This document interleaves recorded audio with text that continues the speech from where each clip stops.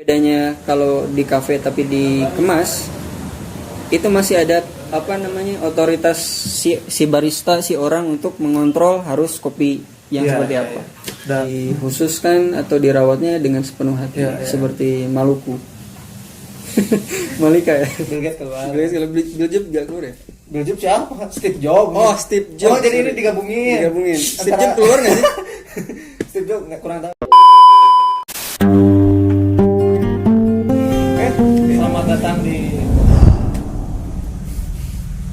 Selamat datang di channel CAID TV. Kali ini dalam program interview tokoh muda yang mungkin inilah berani membuka ruang usaha atau membuat suatu gebrakan. Boleh diperkenalkan namanya dan usaha yang sedang digeluti apa? Oke, terima kasih sebelumnya. Panggilannya siapa? Ini Mas, Kang? Terserah Bro. Mas Om. biasa. Jadi begini Mas, perkenalkan, saya Yusuf, background mungkin pelajar psikologi sebetulnya. Sekarang lagi berkegiatan di bidang usaha yang mengangkat kearifan lokal, pangan kopi spesifiknya ya. Gitu. Kopi singkatnya, betul. Sudah sejak dari kapan atau emang ini rencana udah dari lama atau emang melihat ada peluang gitu? Kalau dibilang rencana sih sebetulnya, coba kita ingat lagi dulu ya ke belakang. Mungkin terlihat menjanjikan. Oke.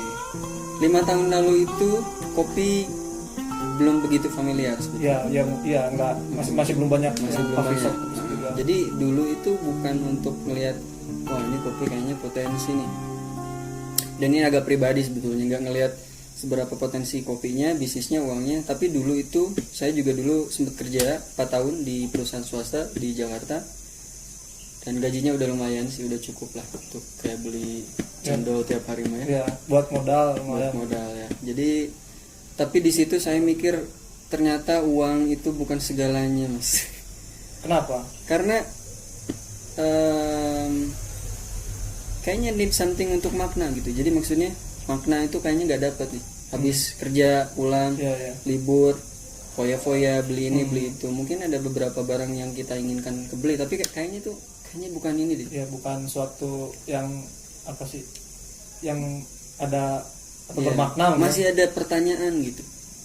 Wah, kayaknya nih harus kuliah nih. Oh ya. Nah, sebelumnya jadi gini loh. Ini lebih ke pribadi dulu. Jadi sebelum kuliah itu dulu setelah SMA tuh memang udah niatan kuliah. Nah, cuman karena tujuannya ke musik, terus musik juga otodidak, jadi buta ke not balok segala macem, theoretical, jadi nggak bisa lolos. Akhirnya kerja dulu. Kerja juga awalnya dulu tuh buat ngumpulin uang buat kuliah juga. Jadi goalsnya itu tetap kerja kuliah. Nah masuk ke perusahaan ini dapat uang banyak gitu. Tapi di situ udah nyaman. Kayaknya nggak perlu kuliah. Nah ada kondisi-kondisi yang kayaknya diperluin itu kuliah bukan musik. Akhirnya larinya ke psikologi. Nah bisa lari ke kopi adalah gini. Jadi secara singkat kenapa bisa ke kopi? Dulu mikir masuk di bisnis kopi itu karena psikologi waktu di Jakarta itu belum banyak fakultas yang ada psikologinya. Dan maaf dipotong. Kuliahnya di mana? Kuliahnya di Bandung sekarang. Bandung. Di Cimahi. Iya. Nah itu bisa kejadian kayak gitu kan. Jadi belum diizinkan kuliah kelas karyawan. Akhirnya puter otak nih gimana caranya biar bisa diizinkan. Ya udah kerja dulu setahun biar dia track record, nabung kan. Si tabungan ini mau dikemana ini? Kan kalau disimpan itu kan nggak mungkin ini ya.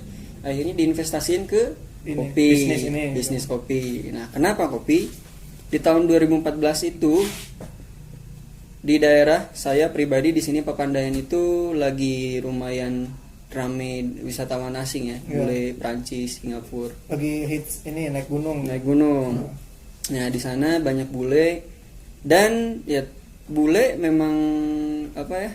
Udah dari dulu juga kalau Indonesia tuh penasaran sama kopi Indonesia kan. Ya, dari sejak zaman Belanda gitu. Betul. Nah, dari situ banyak tuh informasi kalau bule itu lebih pengen kopi asli nih. Nah saya Jadi pribadi dia nggak suka kopi ya nggak suka warung kopi saset. instan lah, kita sebutkan kopi instan. Nah akhirnya kayaknya boleh juga kalau nyediain kopi asli.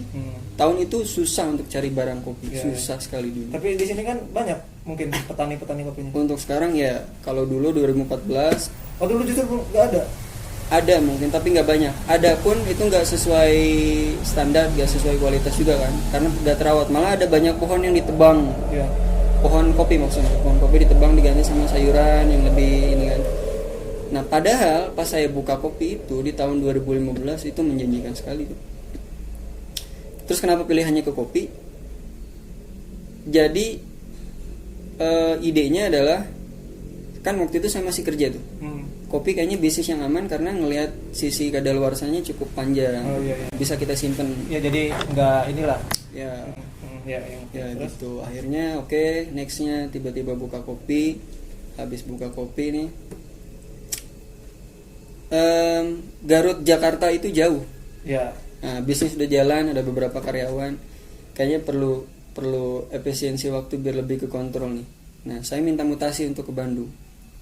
Sorry, dulunya kerja di perusahaan apa? Dulu perusahaan elektronik lah. Sebagai kalau sekarang itu diganti namanya jadi apa ya? Konsultan mungkin ya, lebih konsultan. Banyak report. Akhirnya bisa mutasi ke Bandung. Mutasi ke Bandung. Nah, ternyata yang dikiranya pas udah pindah ke Bandung itu bisa ngajuin kuliah karyawan, kuliah ekstensi itu nggak bisa karena dianggap sebagai karyawan baru. Akhirnya akhirnya memutuskan untuk resign. Ya meskipun sebetulnya waktu itu di akhir-akhir ada penawaran apa yang cukup menjanjikan di pekerjaannya, entah itu apapun. Ini malah mengambil risiko untuk resign. Ya mesti tantangan baru. Tantangan baru. Karena di situ juga ada apa statement rekan-rekan di samping, di kanan kiri itu banyak yang bilang yang dukung gitu. Ya dukung, kuliah psikologi deh, jangan ekonomi. Melihat ketemu teman di kopi reuni, ternyata banyak juga ahli ekonomi nih. Kayaknya belum begitu saling melengkapi. Kalau masuk ekonomi lagi ya udahlah masuklah psikologi gitu. Dan kalau masuk psikologi di Bandung belum ada ekstensi, harus reguler. Dengan keberanian lah istilahnya resign di perusahaan yang cukup waktu itu memang bagus di zamannya, uangnya juga lumayan gede, resign akhirnya melanjutin usaha dan sampai sekarang sampai di titik ini kopi ini udah jalan 5 tahun. Ya, itulah udah bisa ini apa menopang buat kuliah mungkin. Nah itu positifnya adalah bisa menopang untuk kuliah. Nah sekarang gini, yang membedakan usaha kopi kamu tuh sama yang lain apa? Punya visi misi tersendiri atau ya sama pengen seperti orang lain lah, lagi ngehits nih, lagi happening, buka aja gitu kan, mungkin ada niat tersendiri ada. Kalau idealis sih nggak ada sebetulnya, lebih ke di awal pun kan tujuan si kopi ini ada bukan untuk bisnis, tapi untuk menopang biaya kuliah kan. Ya. Goalsnya itu. Tapi udah dijalani sekitar 2 tahun, ngerasa bahwa wah lumayan cuan gitu. Cuan nih, kuliah nggak penting nih, buku nggak penting. Ya. Akhirnya jadi inilah jadi akhirnya, yang prioritas. Jadi ini prioritas ke ini kan. Dulu sempat ada kerja sama buka food truck, investasi yang lumayan gede kan, di atas hampir 100 juta lebih kan.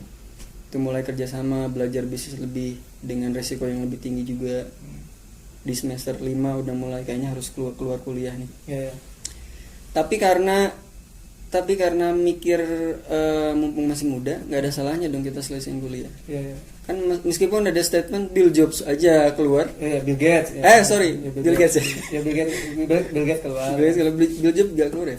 Bill Jobs siapa? Steve Jobs. Oh, Steve Jobs. Oh, jadi ini digabungin. Steve Jobs keluar nggak sih? Steve Jobs kurang tahu ya. Tapi yang istilahnya banyak kan orang-orang yang memang keluar. Orang yang nekat. Ya, orang-orang yang nekat. Visi misinya. Ya memang saya nggak begitu banyak ngambil referensi dari sana kan.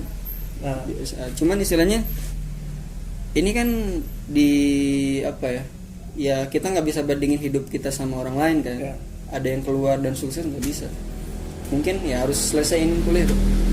Akhirnya sampai sekarang udah mau diselesaiin.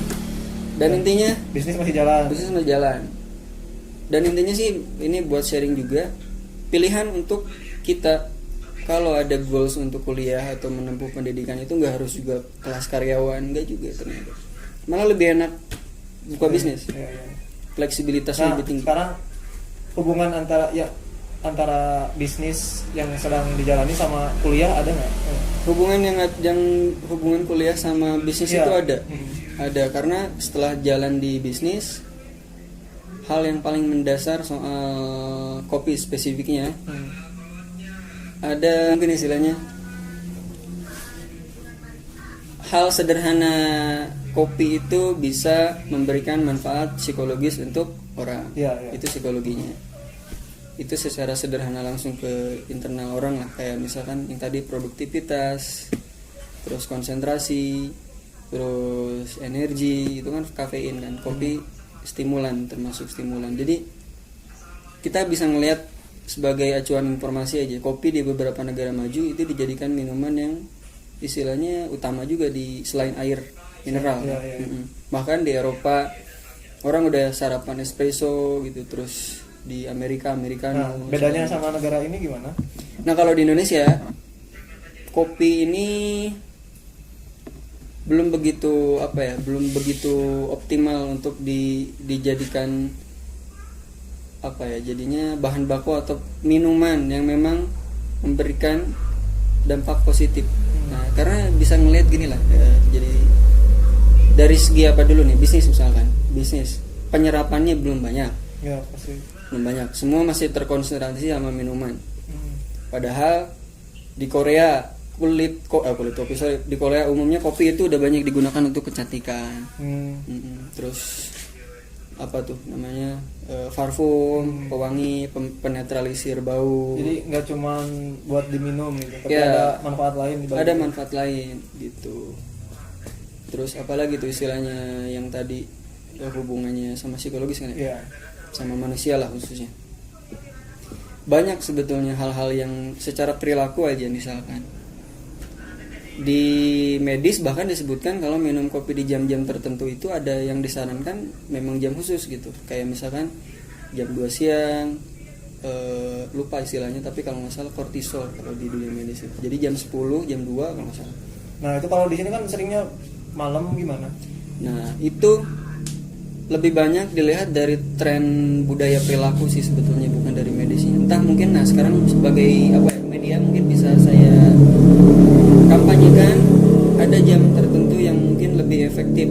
Kenapa misalkan di Eropa itu cenderung espresso dijadikan sarapan karena kafein yang tinggi di pagi hari itu produktivitas otomatis naik. Jadi berpengaruh ya. Berpengaruh. Nah kalau di Indonesia ini kalau nggak tahu ya data pastinya, tapi fenomena yang sekilas kita lihat kan kopi ini lebih dekat ke arah nongkrong Iya. malam gitu kan, terus ngumpul gitu.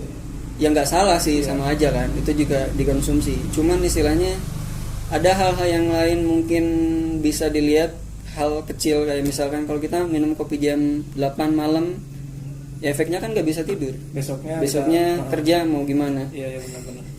Efeknya lebih banyak bukan untuk stimulan atau produktivitas atau konsentrasi, tapi lebih banyak untuk hiburannya atau relaxasinya gitu maksudnya. Jadi relaksasi orang ngopi nyantai gitu, ngobrol, ngegame atau apa, akustikan. Iya. Tapi nggak salah juga sih.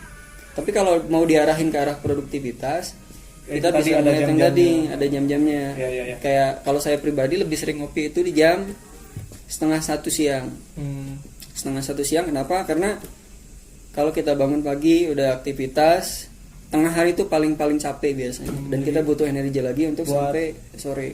Ini apa istilahnya tuh, buat doping mungkin ya. Ya, doping. Nah itu apa namanya, kalau buat energi atau buat produktivitas, tapi semua jenis kopi juga sama. Sebetulnya secara umum semua jenis kopi itu stimulan, jadi merangsang atau yang nggak ada beda. nggak ada bedanya, tapi lebih ke nanti mungkin varian kita ngegabungin sama menu yang apa gitu. Misalkan kalau dibikin mochaccino ada coklatnya, kalau dibikin kopi susu ada susunya gitu.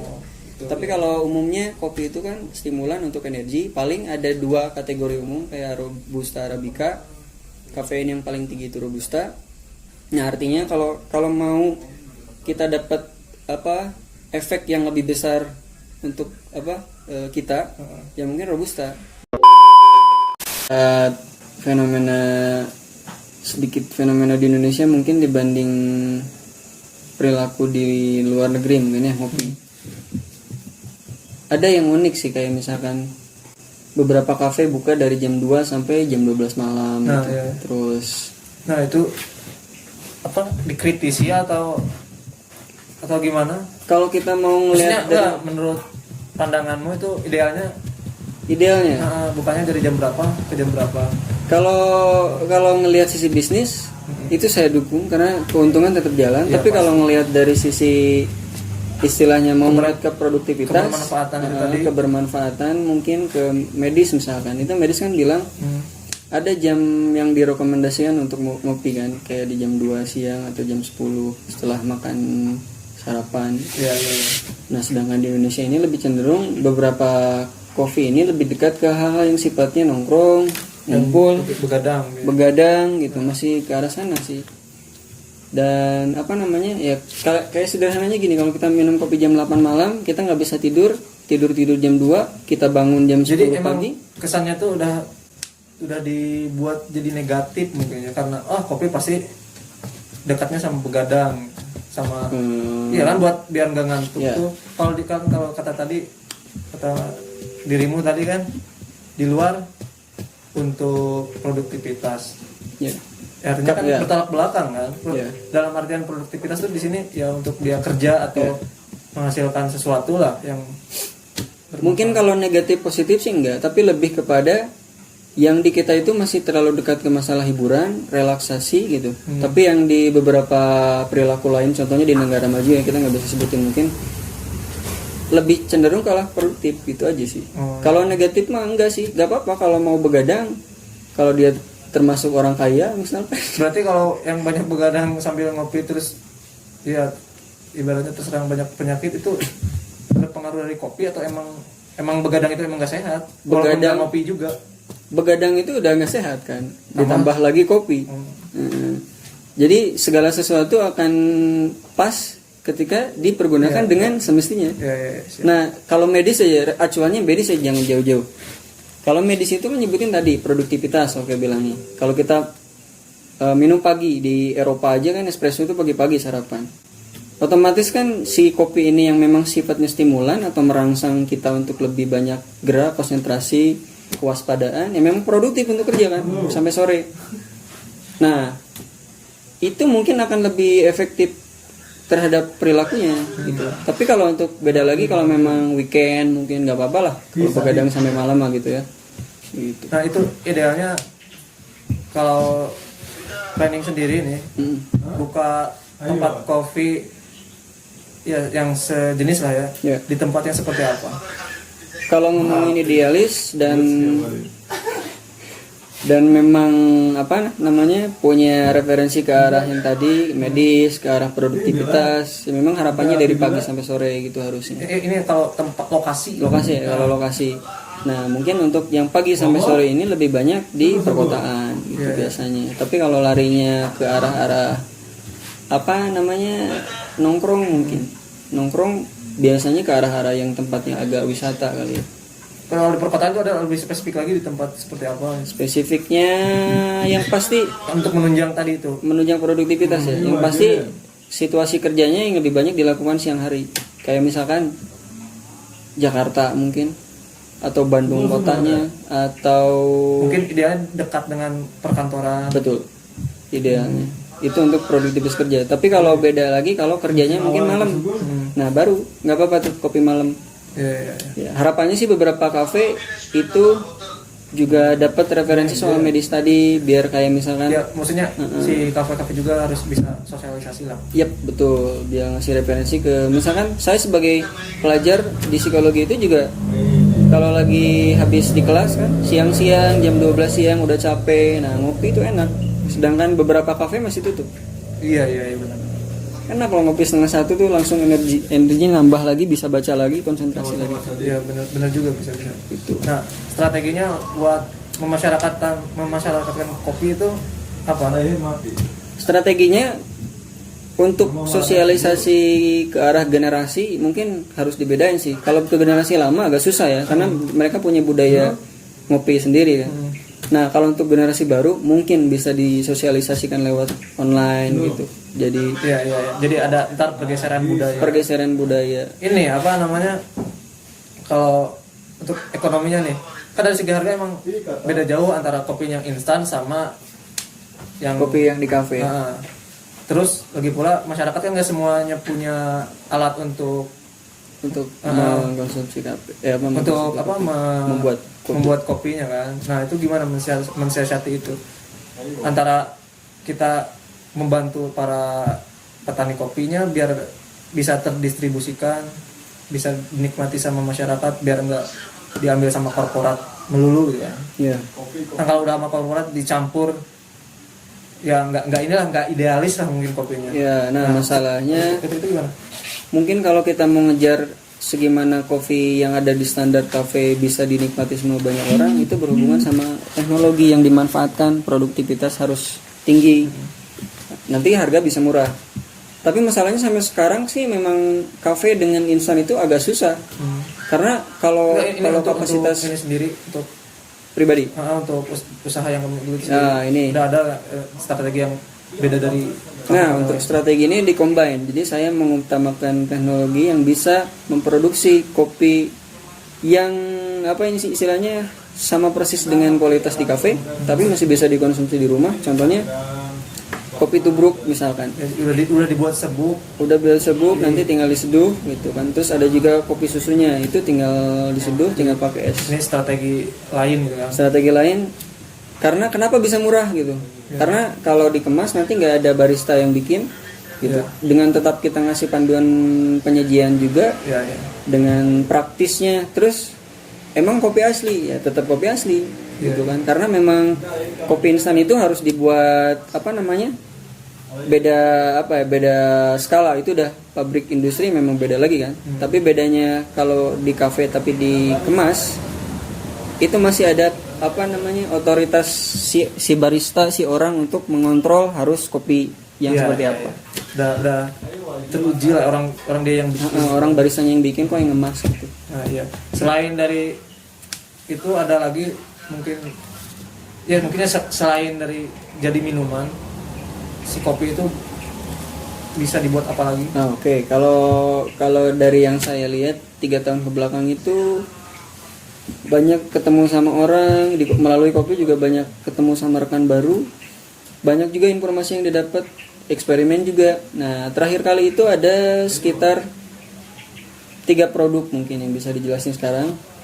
Yang pertama ada di produk kecantikan yang tadi seperti yang sudah disinggung, di Korea itu sudah dimanfaatkan ke arah skincare. Sudah ada barangnya berarti. Sudah ada masker untuk perawatan wajah, ada scrub untuk badan, ada sabun cair. Dan memang saya sendiri pakai. 2 tahun terakhir saya nggak pakai sabun dari luar. Berarti sekarang tinggal strategi memasarkannya mungkin. Betul. Buat ke cakupannya lebih luas. Ya, nanti sosialisasi bahwa ternyata kopi alami asli, sabun alami itu ya memang bagus gitu. Terus tadi produk lain, contohnya tapi ini juga masih pengembangan sih. Di informasi di Eropa itu ada ampas kopi yang dijadikan media tanam untuk jamur. Nah itu kita lagi nyoba untuk coba diskusi sama teman yang di bisnis jamur untuk eksperimen ini, mudah-mudahan bisa. Ya akhirnya semua yang berhubungan dengan kopi tadi itu bermanfaat lah ya. Betul. Dari bijinya sampai ke cangkangnya. Banyak kayak di Jepang itu ada kombucha, ada kaskara juga, kaskara di bagian minuman lain di kulit. Itu untuk ini kopi enak tuh seperti apa? Kopi enak tuh seperti apa? Ya apakah harus yang sudah panen langsung? Kopi yang berkualitas. Nah kalau itu sih udah teoretikal ya, jadi teoritisnya ikutan panduan SCAI, standarnya ada sih. Tapi kalau ngomongin yang selama ini udah dijalanin, penilaian sendiri. Oke. Di standar khususnya dari mulai bibit, dari mulai tanam, dari mulai memilih pohon penaung supaya mataharinya nggak terlalu terik, dari mulai kita metik yang seperti apa, dari mulai nanti pasca panen, mulai ngejemur, semua standar ketinggian itu ada di buku standar. Terus harinya ke roasting ada juga standar kelembaban. bahkan nyimpennya di gudang seperti apa, ke lembah barista seperti apa, ke penyajian baristanya, gramasi, skala, semua ada standarnya. Itu kalau udah mau ngikutin standarnya ya. Nah itu kopi yang baik. Enggak, gitu. itu ada expirednya nggak? Kalau expired sendiri ya, kalau apa istilahnya, setiap makanan itu ada expired. Kopi itu ada. Mungkin kalau ngomongnya sama orang apa namanya, nutrition lah istilahnya, si kopi ini bakalan cepet kadaluarsa itu dengan indikator apa, misalkan busuk atau lembab, ada jamur. Nah itu kan penyimpanannya di air apa, di lembab. Berarti kita harus pinter-pinter nyimpen. ya, nyimpennya harus benar-benar Ya. Tapi kalau saya pribadi bilang kopi itu tidak ada kadaluarsa, karena yang terjadi kopi itu ketika disimpan lebih lama saat sudah di roasting ya, itu bukan jadi kadaluarsa, tapi lebih kepada rasanya hilang, rasanya jadi nggak seenak fresh. Terus apa namanya, aromanya hilang, yang pasti aromanya udah hilang, ada apa, pengkaburan udara kan.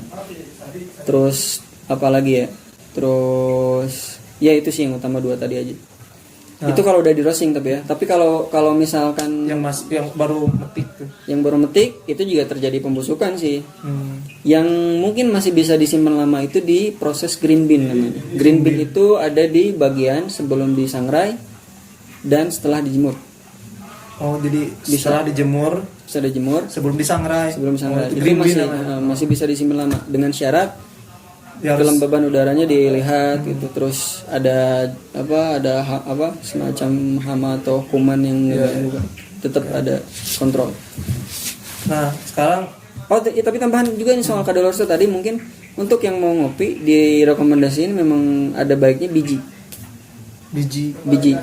Kalau kenapa kenapa direkomendasiin punya penggilingan di rumah, karena kalau biji digiling dan jadi bubuk itu masih fresh. Tapi kalau kita beli bubuk disimpan kurang fresh. Oh iya. Itu aja sih. Nah sekarang harapannya buat pebisnis kopi atau buat petani kopinya lah, ada seperti apa gitu? Petani kopi secara umum kalau ngomonginnya ke generasi sebelum saya pribadi sebagai milenial, mungkin lebih kepada memang berat untuk ngikutin standar yang diharapkan para barista, para kita penggiat di kafe, para roasting yang sesuai standar yang bagus kopi, memang berat. Tapi ketika itu dilakukan, harganya gak akan mengecewakan. Orang bakalan beli dengan harga yang tinggi gitu. Memang berat, kayak misalkan sekarang beberapa petani kan asal tanam itu dicampurin sama sayur segala macam. Bisa-bisa aja jadi kopi, tapi rasa yang seperti apa yang dia sih. Iya. Jadi nggak khusus dia nanam. Alangkah lebih baik memang dikhususkan atau dirawatnya dengan sepenuh hati, seperti Maluku. Malika ya. Nah, sekarang gimana, stok aman? Stok justru kopi itu berlebih secara produsen, petaninya itu udah mulai banyak lagi sekarang, karena mungkin petani melihat kafe juga banyak. Ya. Cuman masalah yang juga perlu dihadapi adalah kafe juga punya order khusus, karakteristik khusus, standar khusus. Nah petaninya harus siap untuk mengikuti permintaan itu. Nah seandainya memang nggak siap pun, harapan dari saya itu lebih kepada penyesuaian antara karakter kopi yang petani miliki disesuaikan dengan pasar yang seperti apa yang cocok. Kayak tadi sebetulnya kan sabun, masih banyak kok peluang-peluang pasar yang memang selain dari kafe gitu. Nah, itu juga perlu dibedah. Itu sebagai cara ya, dari kamu buat petaninya biar betul. Nah itulah salah satu kegiatan di beberapa tahun terakhir untuk selalu mengembangkan diversifikasi produknya selain ke minuman aja gitu. Harapannya semua lebih mudah untuk terserap, karena petani itu kan yang memang diperlukan kan berkesinambungan untuk usaha pertaniannya kan, untuk hidup juga kan gitu. Kopi Pepandayan di sini, maksudnya kopi yang ada di sini di Kafe Pepandayan ini memang dari sini semua, nggak ada? Dari sini semua pure Pepandayan, beberapa petani. Nah untuk kedepannya apakah mau menggarap juga dari sektor dapurnya atau tetap fokus di? Nah itu harapannya, setelah mungkin ada keleluasaan mungkin di beberapa waktu ke depan, harapannya bisa mengoptimalkan beberapa pemrosesan gitu. Kayak misalkan sekarang kalau kita panen ada gitu yang memang nanti diolah ke arah apa namanya non minuman gitu, dioptimalkan, terus kita sediain juga tempat produksi. Nah problemnya adalah yang memang sekarang saya pribadi itu kekurangan tim untuk apa ya kira-kira itu mau proses dari awal, betul, untuk mengerjakan mungkin. Karena kan saya juga sebagai yang concern di arah kafe, di arah kopi minumnya kan nggak mungkin juga untuk turun ke banyak bidang yang tadi saya bilang. Mungkin dari segi nanti juga mungkin keuntungan beda sendiri kalau kita yang memproses dari dapur, dari tempat berkebun sampai ke betul, beda betul. Ya. Nah sekarang konsepnya kan masih kerjasama, harapannya nanti bisa memang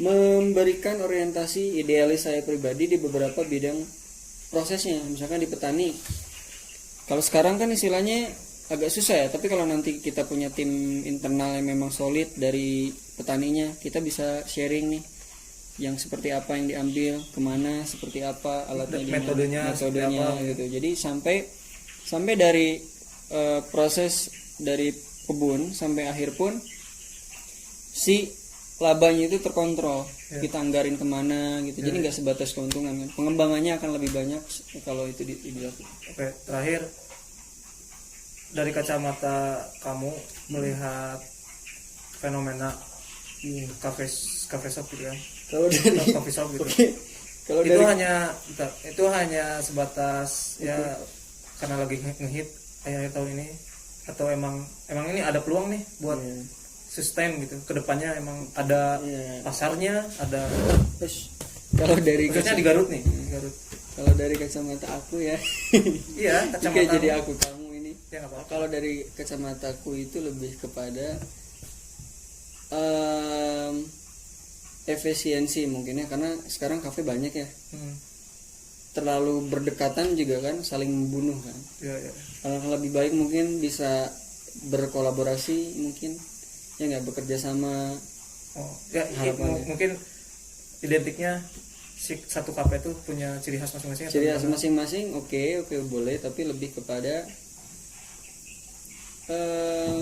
kalau misalkan ada pertemanan atau kenal lah istilahnya, lebih berharap mungkin lebih bagus mengisi apa ring yang kosong gitu. Kayak misalkan tadi bisa jadi nggak bikin kedua orang yang saling berteman itu bisa jadi nggak bikin kafe gitu. Bisa jadi yang satu di bagian roasting mungkin, yang satu di bagian barista, atau bahkan mikirin yang tadi produk-produknya.